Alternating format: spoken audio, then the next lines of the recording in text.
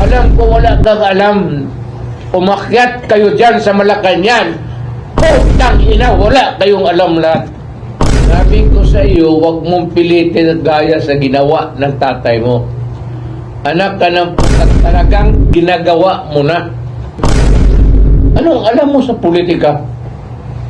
Anong alam mo sa damdam ng isang mayaman kayo, umakyat kayo dyan. Wala kayong alam kung sino ang Pilipino at ano ang Pilipino. An alliance against Marcos. Dating Pangulong Duterte gagawa ng alyansa laban sa kasalukuyang Pangulo na si Bongbong Marcos. Ayon sa dating Pangulo, binalaan niya na si Pangulong Bongbong Marcos na huwag gayahin ang ginawa ng kanyang ama.